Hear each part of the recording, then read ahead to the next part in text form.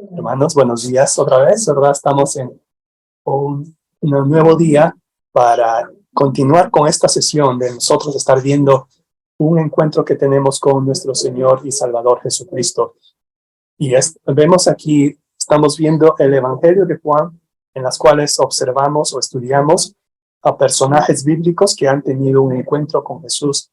Jesús es quien a él los ha buscado y los ha encontrado en el momento de mayor necesidad en sus vidas.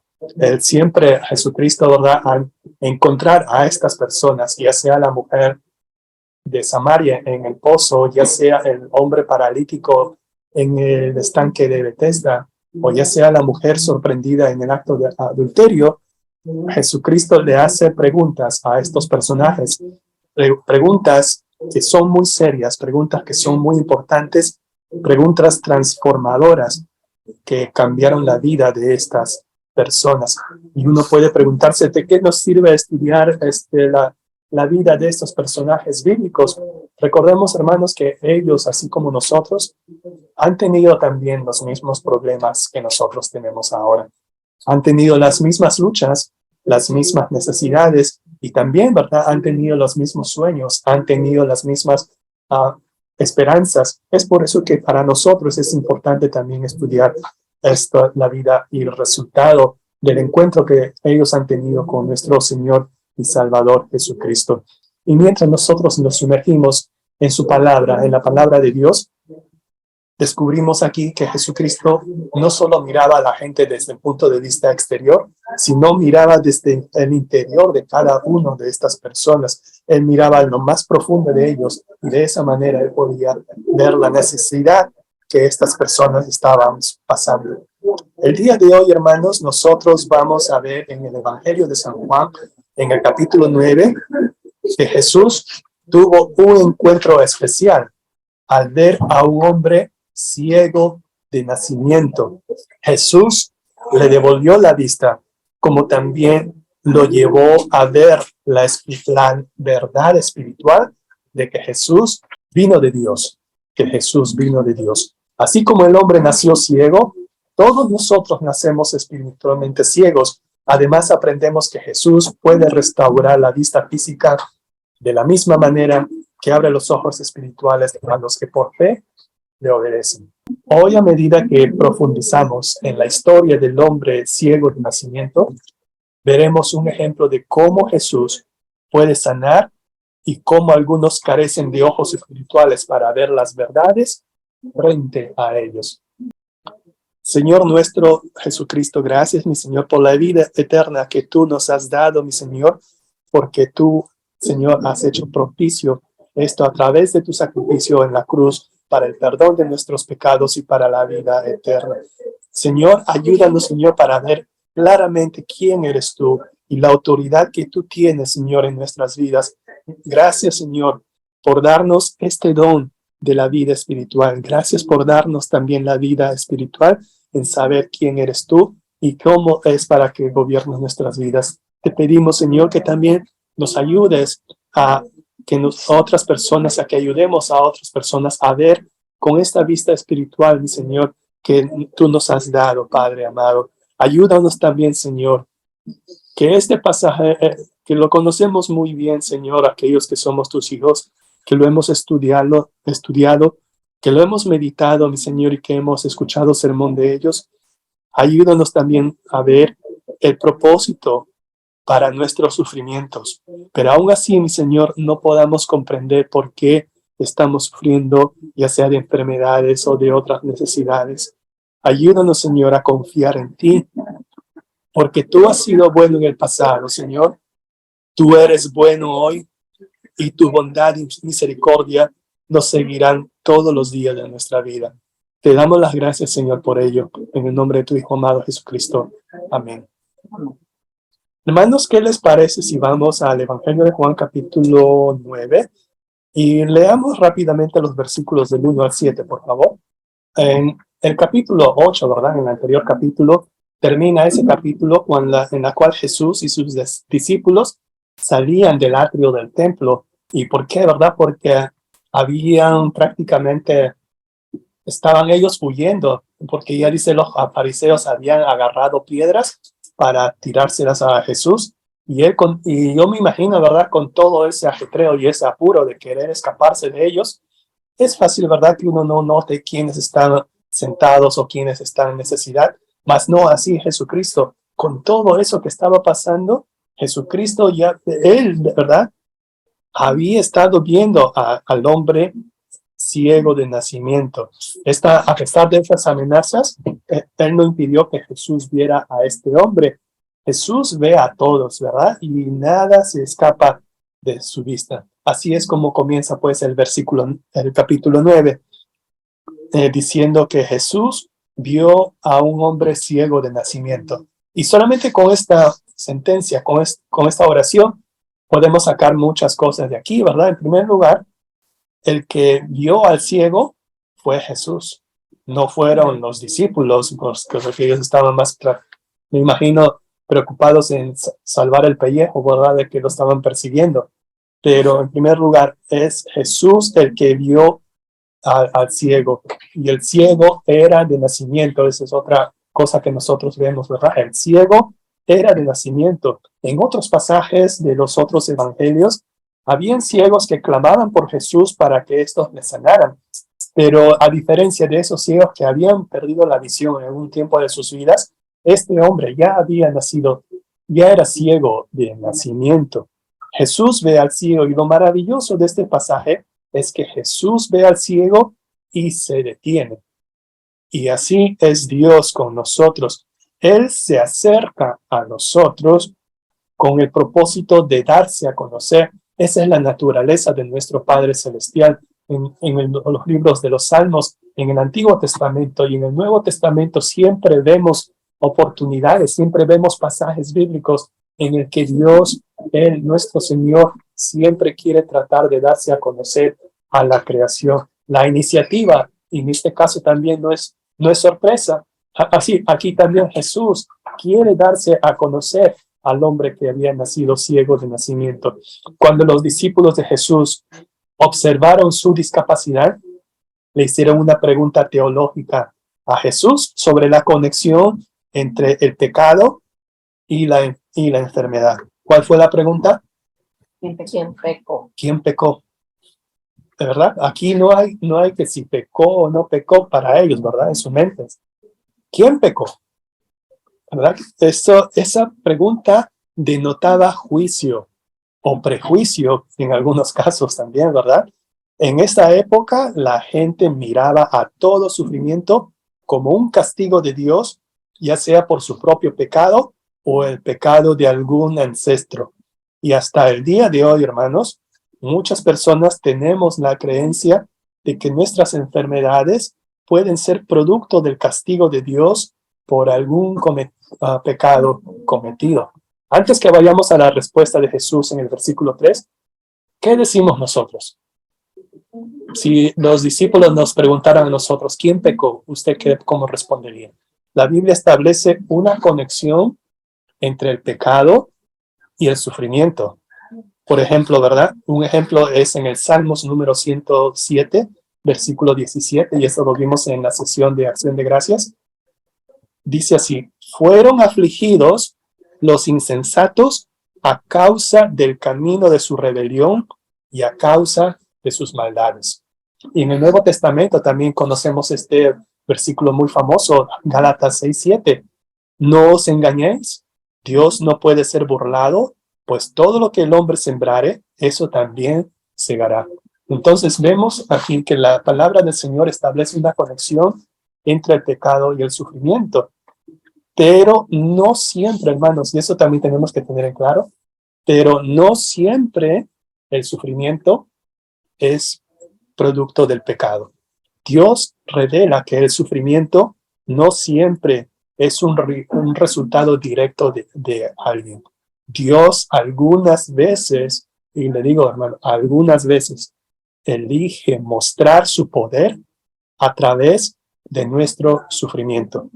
Entonces ahora sí podemos leer versículo 3. Respondió Jesús: no es que pecó ni sus padres, sino para que las obras de Dios se manifieste en él. ¿Podría ser fácil o difícil asimilar esta respuesta de Jesús? ¿Usted qué opina, hermano? Imagínense al hombre ciego escuchar la respuesta de Jesús de esa manera. ¿Por qué este hombre ha estado ciego por tanto tiempo? No es que pecó de sus padres, sino para que las obras de Dios se manifiesten en él. Él podría haber intervenido ahí diciendo, pero ¿por qué a mí? ¿Por qué a mí? ¿Por qué Dios no usó a otra persona para manifestar sus obras? Es una pregunta difícil, hermanos. A veces no podemos responder nosotros, ¿verdad? Marta y María también hicieron esa pregunta a Jesús con respecto a su hermano Lázaro. Señor, si hubieses estado aquí, mi hermano no habría muerto. ¿Verdad? Eso está en el Evangelio de Juan, capítulo 11. ¿Por qué hay sufrimiento en el mundo? Podemos dar respuestas teológicas, ¿verdad? Así como esta respuesta que dio Jesús en el versículo 3. Podemos decir, bueno, vivimos en un mundo caído, bajo la maldición del pecado. Es por eso que el pecado trae un sufrimiento incalculable. Estas respuestas, hermanos, aunque ciertas, se sienten frías. Faltas de empatía y muy estériles. Imagínense, hermanos, que nosotros nos atrevamos a responder esa pregunta a algún niño que está padeciendo de cáncer en el Hospital St. Jude. O quizás nosotros le digamos a los padres que han perdido a sus hijos en estos terremotos del febrero, en esos terremotos de Turquía y en Siria, decirle, bueno, sabes que porque vivimos en un mundo caído, lleno de pecados, por eso es que has perdido a tu hijo. Dios está manifestando. Y Dios está manifestando, y eso es para la gloria del Señor. Imagínense, hermanos, cómo podríamos responder. Es difícil, hermanos, por eso que este tema es muy, ¿cómo se dice? Muy delicado, hermanos, ¿verdad? Dios garantizó una vida en el futuro que estaría libre de dolor, sufrimiento y maldad. Pero la pregunta sería, ¿por qué Dios no evita que haya sufrimiento ahora? ¿Usted lo sabe?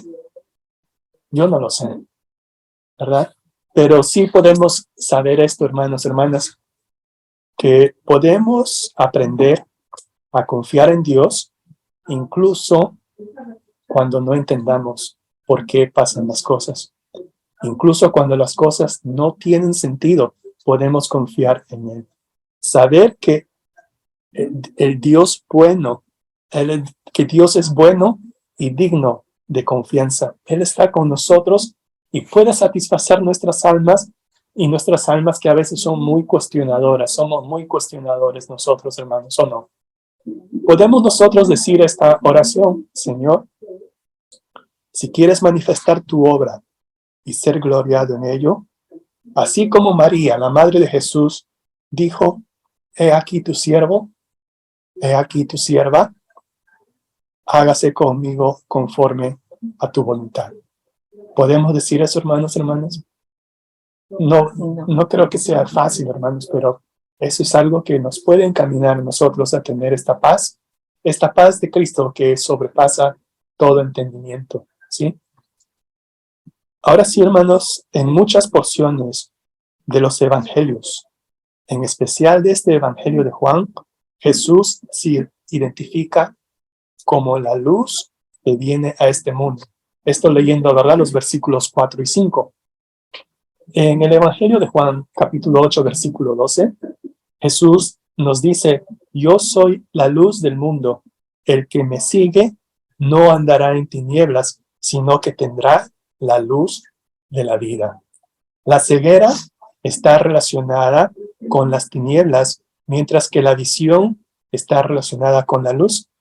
Este ciego viene a representar la condición de muchos de nosotros antes de que la luz del Evangelio, antes de que la luz de Jesús resplandeciera en nuestros corazones. Antes de eso nosotros vivíamos en tinieblas y Él vio nuestra condición y se acercó con la finalidad de hacer un acto creativo en nosotros, el nuevo nacimiento a través del Espíritu Santo. Pero Jesús sabía que tenía que trabajar deprisa. ¿Por qué? Porque su día, como usted leyó, hermana, ¿verdad? Porque su día se estaba terminando. Se aproximaba la noche de la crucifixión. Ahora también, ¿verdad? Desearía que tengamos más detalles acerca de cómo pasó todo esto, ¿verdad? Le pidieron permiso al hombre que nació ciego para que Jesús le untara con el lodo en sus ojos. No, ¿verdad? No. Invasión de privacidad, ¿no? Pues, Pero gracias, Nicodemo. no creo, ¿verdad? Pero es simplemente extraño y no tenemos detalles en lo que Jesús hizo, ¿verdad? Bueno, el detalle que sí entendemos es que dice Jesús escupió en tierra e hizo lodo con la saliva. Interesante detalle, a veces es demasiada información. Qué bueno que el ciego estaba ciego, porque si hubiera visto lo que hizo Jesús, ¿verdad? Otra de las cosas que me llama la atención es que la sanidad de este hombre que nació ciego no ocurrió instantáneamente, como aquel hombre paralítico, ¿verdad? Cuando el Señor le dice, levántate, toma tu lecho y anda. Y aquí no sucedió instantáneamente, sino que ocurrió una vez que el ciego obedeció y fue al lavarse al estanque de Siloé, no antes, sino después que fue a lavarse. Y eso nos llama la atención, que el ciego obedeció a Jesús sin conocerle y que llegó al estanque a pesar de lo difícil que hubiera sido para él, siendo ciego, ¿verdad? Entonces, el ciego camina por fe y no por vista. Amén. Como dice Pablo en 2 de Corintios 5:7. Y el texto no dice que alguien lo ayudara para ir al estanque. Él empezó a andar hacia el estanque con lo que tenía sano. En este caso, eran sus pies.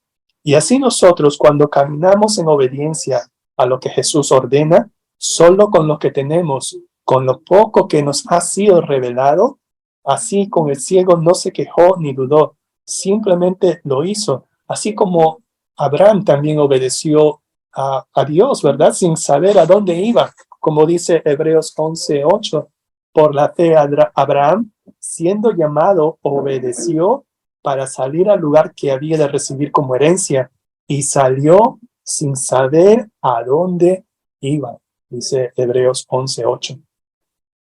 Así que el ciego no se quejó ni dudó, simplemente lo hizo, y al ejercitar su fe por medio de la obediencia, dice el versículo 7, recibió la vista. Fue entonces y se lavó y regresó viendo. En los próximos versículos, hermanos, veremos cómo el ciego sanado instruyó a los otros religiosos judíos y cómo este hecho señaló a Jesús como el Mesías que Dios envió. Cuando Jesús sanó al hombre, como habíamos terminado la parte anterior, se metió en problemas, hermanos, con los líderes judíos porque lo hizo en un día sábado. Los fariseos no entendieron ese punto. Este hombre ciego de nacimiento no podía ver. ¿No sería este un milagro digno de dar gloria al Señor? Pero a estos hombres no les preocupaba eso. Él estaban más preocupados en qué días de la semana ocurrió el milagro y quién pensaba que era este sanador. Los expertos religiosos aquí, que se suponían que podían ver con ojos espirituales, estaban completamente ciegos. Pero el ciego de nacimiento, que no era el experto en asuntos espirituales, vio un milagro y creyó al hacedor de milagros. Y es aquí en el versículo 31, el hombre hace una declaración muy importante. Versículo 31 dice, y sabemos que Dios no oye a los pecadores, pero si alguno es temeroso de Dios y hace su voluntad, a ese oye. Eso es lo que dice aquí. Este versículo 31, hermanos, si bien es cierto lo que dijo este hombre, es algo cierto, pero no es una regla absoluta, porque si fuera absoluta, entonces nuestro Señor nunca oiría la oración del pecador de que se convierte, la oración de conversión, ¿verdad? Que dice, Señor, admito que soy pecador, ¿verdad? Del arrepentimiento. Exacto, hermano, porque dice el salmista en el Salmo 51:17, los sacrificios de Dios son el espíritu quebrantado. Al corazón contrito y humillado, no despreciarás tú, oh Dios. De todos modos, hermanos, las obras sobrenaturales de Jesús estaban destinadas a dar señales de que Él está operando con el poder divino y la aprobación de Jesús.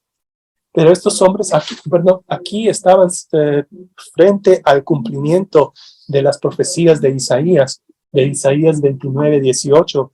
En aquel tiempo los sordos oirán las palabras del libro y los ojos de los ciegos verán en medio de la oscuridad y de las tinieblas.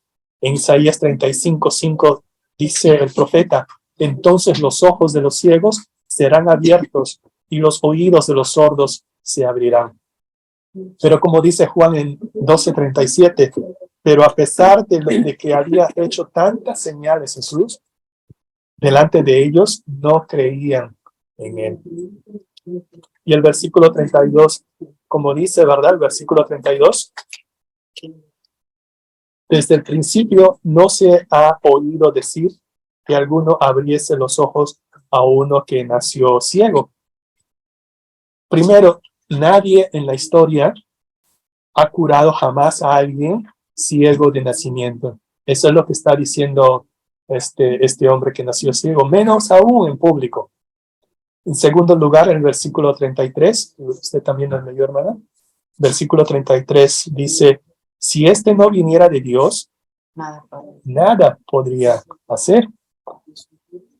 Ellos concluyen, el ciego concluye de que si Jesús no fuera de Dios, no habría podido hacer este milagro. O para decirlo de otra manera, porque Jesús era de Dios, solamente Él pudo sanar a este hombre ciego. Y al hacerlo, Jesús estaba haciendo la obra de su Padre. El versículo 33 estamos viendo, ¿verdad? Jesús, la conclusión es de que Jesús vino de Dios. Si Dios no hubiera estado obrando en Jesús, el milagro de curar sus ojos nunca hubiera ocurrido. Cuando el hombre compartió su testimonio con estos fariseos, él habló con honestidad y una confianza sobre su encuentro con Jesús. Los líderes no podían negar de que había sido ciego de nacimiento. Entonces, por lo cual estos hombres empezaron con sus ataques personales. El versículo 34 nos dice que respondieron y le dijeron, tú naciste del todo en pecado. Este grupo de religiosos solamente quería usar al hombre para que llevara el caso en contra de Jesús para sanarlo en el día de reposo. Y como ya no pudieron usarlo, ¿qué es lo que hicieron? Le expulsaron de la sinagoga. ¿Qué les parece si vamos a los versículos 35 al 38 para ver cómo termina esta historia?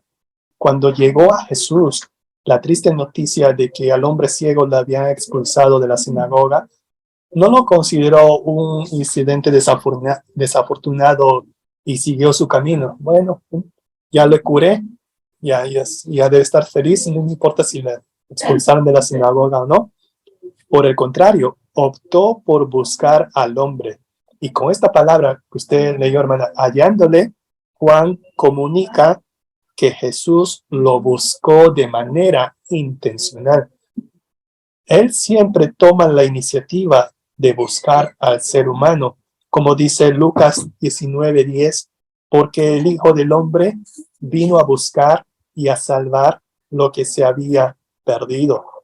El Padre envió a Jesús a buscar a los perdidos, a los necesitados, a los presos, a los ciegos, para mostrar en ellos el poder, el amor y la misericordia de Dios. Jesús ya le había dado la vista física a este hombre. Ahora lo buscó para abrirle los ojos espirituales y capacitarlo para adorar a Dios. Tan pronto como Jesús halló al hombre, le hizo la pregunta más importante de su vida. Jesús le hizo la pregunta más importante de su vida. De hecho, esta es la misma pregunta con la que cada persona, usted y yo, debemos lidiar en algún momento de nuestras vidas. La pregunta es, ¿crees tú en el Hijo de Dios? No hay muchos detalles aquí tampoco, hermanos, ¿verdad? ¿Qué podríamos decir aquí? Imagínese usted el caso del hombre ciego. ¿Crees tú en el Hijo de Dios? Iba a decir que sí. Yo pienso, ¿verdad? Ah, Sí, tu pues, voz me suena familiar. Pues, ¿y si no, tú me sanas? no la había visto. No. Tu voz me suena familiar. Creo que escuché tu voz cuando alguien me dijo que me vaya al estanque de Siloé a lavarme los ojos porque tenía lodo en los ojos. ¿Quién es, Señor? ¿Quién es, Señor? ¿Fuiste tú, Señor? Yo estoy listo para creer en Él, pero yo no sé quién es para que crea en Él. Aunque ahora podía ver físicamente, todavía este hombre seguía luchando con la ceguera espiritual en su corazón. Jesús comenzó a curar esa ceguera espiritual, abriéndole los ojos a la verdad y asegurándole que efectivamente lo ha visto. Pues, ¿le has visto?, dice Jesús. Me imagino que el hombre, después de tantos años de padecer de ceguera desde su nacimiento, sin comprender por qué había nacido de esa manera, quizás como Job habría pronunciado estas palabras: de oídas te había oído, mas ahora mis ojos te ven. Job 42:5. Además, el Hijo del Hombre estaba hablando con él en ese mismo momento. Jesús le dice: el que habla contigo,